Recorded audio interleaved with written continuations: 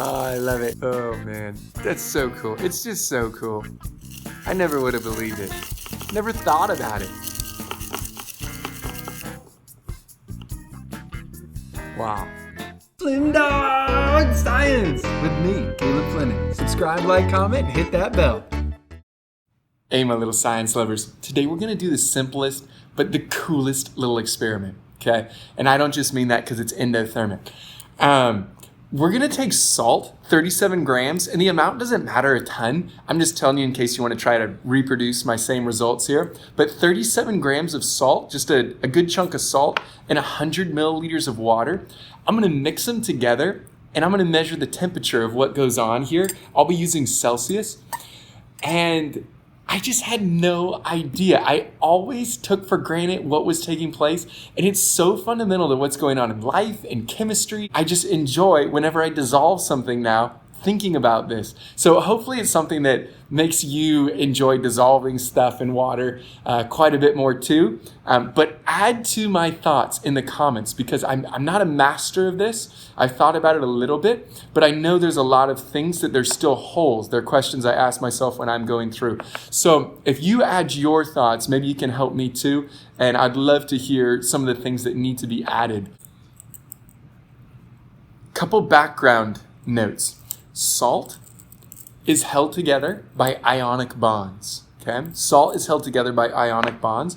Water holds itself together with hydrogen bonds. If you don't know about ionic bonds or hydrogen bonds, maybe someday I'll make a video on that, but you could check those out. But those two concepts are going to be really important to understanding what goes on with our temperature.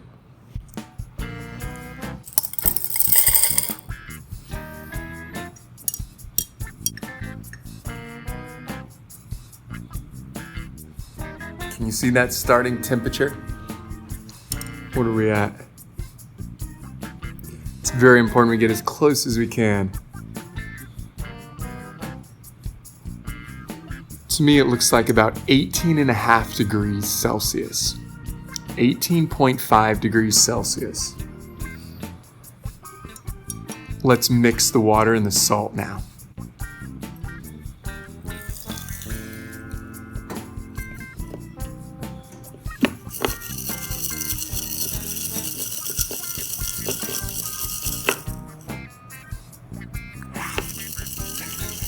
So cool. Oh, I love it. What do you think's happening? Colder? Hotter?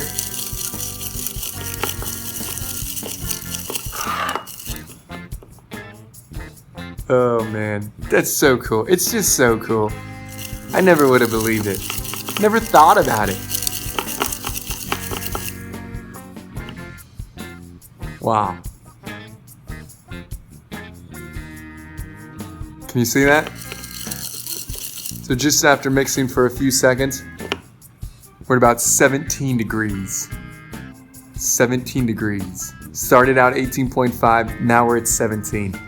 Isn't that so trippy? It just got colder. The salt water got colder. I just love it. Let me stir it for a little while more. We'll see if it drops. Just at 17. Just under 17 degrees now. Man. All the cool things happening.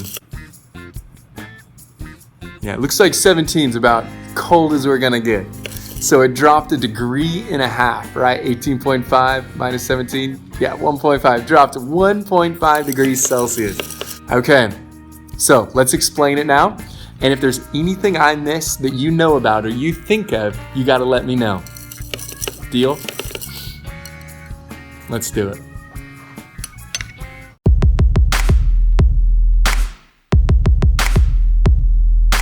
I don't think I have this completely figured out, but let's figure out at least a little bit why this salt is dissolving. So we got our water here, and the water's at 21 degrees Celsius, and we have our solid salt, sodium chloride, that's going to be going into that water. And that little S means that it's in the solid state there to begin. Now what happens when we put it in? It disappeared. So that disappearing is the process of dissolving. So our sodium chloride then goes into the water, it dissolves, got a little cloudy, disappeared. And as it's breaking down, it's going into its little component elements here. It's becoming sodium ion, and it's becoming chloride ion, but they're not sodium and chloride just by themselves, and we'll learn about that. And the temperature dropped, which is the really cool thing that I just never even thought about, because normally I don't put that much salt on anything. It would make you choke. So the temperature dropped, which tells us energy left the water. And so we got to figure out, where was that energy going when the water's cooling? And outside, the temperature is 21 degrees Celsius, just to remind us that the energy is not just leaving the water, because they're equal temperatures. So salt, chloride, and sodium here, we have, we'll draw our little salt crystal. And all of our little chlorides are negative, and all of our little sodiums are going to be positive here. And they are sticking to each other because negative and positives attract. And that negative and positive attraction has a special name. It's called an ionic bond. And it's what holds salt together, specifically sodium chloride here. And if you don't know about ionic bonds, it's a great thing to check out. How sodium has an electron stolen and chloride takes it. But that ionic bond there makes a crystal lattice in the solid state. And that lattice is pretty low energy. Nature likes it. And we say that nature likes it by saying it's more stable. So this solid state, it's more stable, low energy. And when we think about melting point for solid salt, table salt, is 801 degrees Celsius, which is really hot. You can do it, and there's some cool videos of people throwing molten salt on water and whatnot. It's a very cool reaction. But that's the temperature at which the ionic bonds are overcome. So it's the amount of energy required to pull the sodium and chloride apart with just energy. Very, very high energy, 801 degrees. So that is, it's a high energy state. It's much more unstable, which is why we need all that extra energy to help keep it apart. And that's why at 801 degrees, it becomes a liquid. We need all that extra energy because it's not real stable there. Now, what happens though, because our water was at 21 degrees, right? It's not even close to 801. So what's the water doing? It's coming in and it's breaking off pieces of the salt crystal, the sodium and chloride. And we'll see what it does, but it bangs into this crystal and takes off these pieces. And whenever it's taking off these pieces, that's taking energy, right? It's breaking off pieces of the sodium chloride crystal. Whenever you break something, you're using energy. You just think about if you break a stick or something, it took a little bit of energy to break that stick. So there's energy going in to breaking apart this salt crystal. So that brings up our first little thought on energy here. So our energy of the water. So where's that energy coming from to break apart the crystal? Well, the temperature dropped, which tells us energy is leaving the water. So the energy to break off the crystal is coming from the water here. So breaking these ionic bonds, pulling the sodium from the chloride, breaking those ionic bonds takes energy out of the water, which contributes to that temperature dropping. And that means energy is going into the reaction, which we call endothermic, when energy goes into the reaction. Endothermic. And we'll look at more endothermic, exothermic concepts later. But in general, endothermic means energy is going in. The reaction is taking energy. And in this case, energy is going in to break these bonds here. And we have this concept, delta H, called enthalpy, which I'm not going to get into a ton. But just in general, when it's endothermic, it's going to be positive. And that means the reaction gained energy. So in this case, the salt gained some energy. So delta H, our enthalpy, is going to be positive. But the weird thing is, endothermic things feel cold oftentimes. So in this case, it feels cold because it's pulling energy from the water. So if we draw a little basic, not accurate really to scale or anything, but a basic energy of what's going on here, and sodium and chloride dissolve to the aqueous state, we can see that the solid was lower energy, and when it dissolved, it took energy to get there. So the dissolved state is a little bit higher energy. And this gap to get from the solid to the dissolved state, that is going to be the energy required to split the sodium chloride solid salt. And where is that energy coming from? It's coming from the water. So the energy to split our sodium chloride with the H2O energy. Now let's look at water. Water, when it's in the liquid state, the oxygen side is partially negative and the hydrogen side is partially positive because the electrons are spending more time with the oxygen. So it's partially negative. Electrons are negative. And then that hydrogen has its proton a little more exposed, so it's partially positive.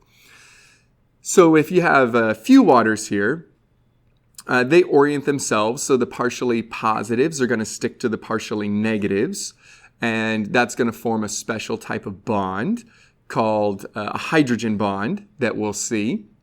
And that is the partially positive end, the hydrogen side sticking to a partially negative end, making those hydrogen bonds. So let's draw on these hydrogen bonds here. Negative sticks to positive. Water will typically have between 4 and 6 other waters that are sticking to it. I'm going to draw 4 here. But water, in order to make room for our sodium chloride ions, the water has to spread out. And I never thought about this, but it's really cool. So the water has to spread out in order for the sodium chloride to fit in, and that requires breaking some bonds. And what type of bonds? Those hydrogen bonds have to be broken in order for the water to spread out to fit the sodium chloride. So all these waters have to spread out to make a space in the center, and these hydrogen bonds have to be broken. And whenever you break bonds, that takes a little bit of energy. So when they're spread out, we end up with our sodium chloride, or our sodium, which we're going to try to get to stable. And if you think about just a sodium, it has this big positive cloud there, and we have to find a way to reduce that positiveness to a more neutral state, because nature doesn't like just a big positiveness on an atom.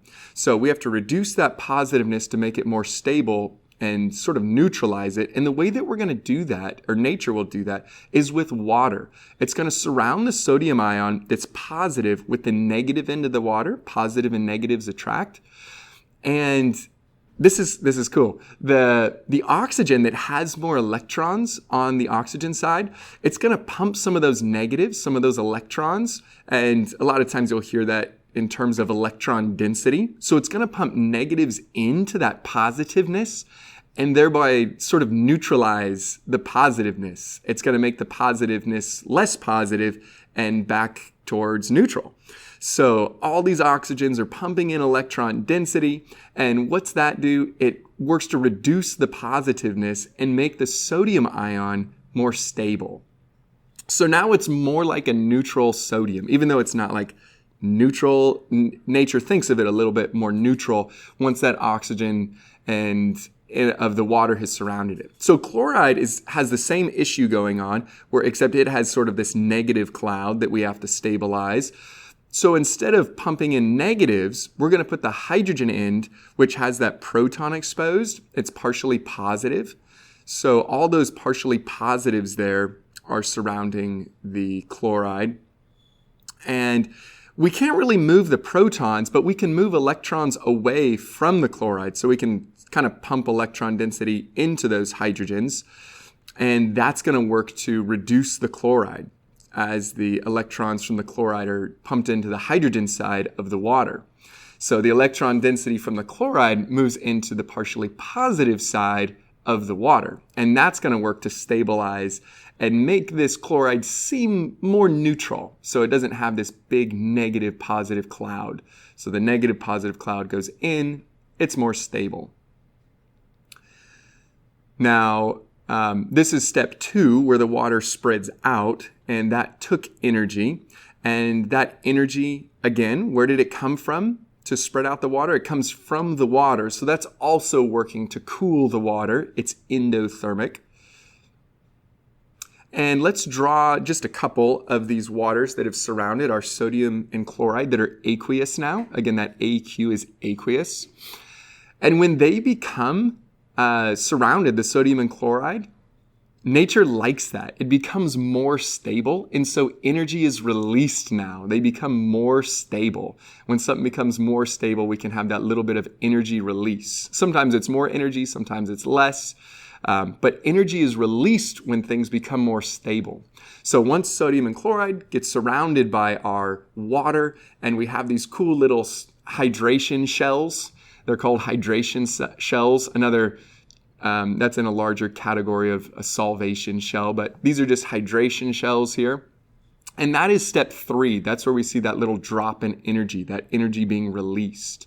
So when that hydration shell forms around the sodium and the chloride, energy is released right there. And that's step 3. Now, the very last thing that we want to check out here is thinking about, I guess, a couple more things. We have this term exothermic. And what an exothermic thing is when energy is given out. So that's a release of energy. And our last step, when the sodium and the chloride got surrounded by the water, that released energy. So it's exothermic. Energy is exiting.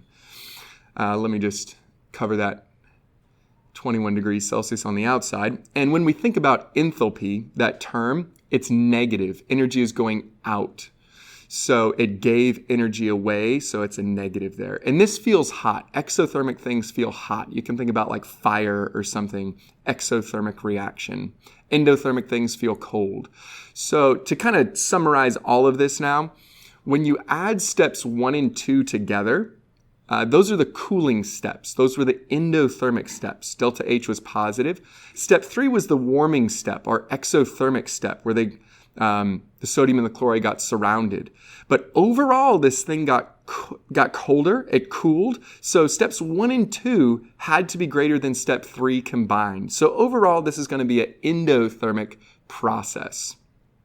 And that is it. That's why, in general, the water gets cool. Pretty cool, huh? So just to kind of look through that, we had our salt breaking, taking energy. Then we had our next step, number 2, the water spreading out and breaking those hydrogen bonds. And that took energy from the water.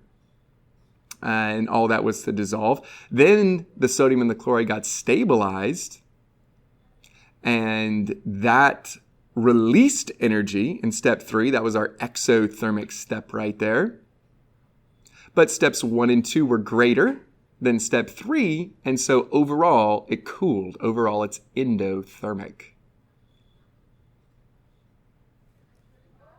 I hope you enjoyed that, and tell me what we need to add. I look forward to hearing your thoughts and your comments.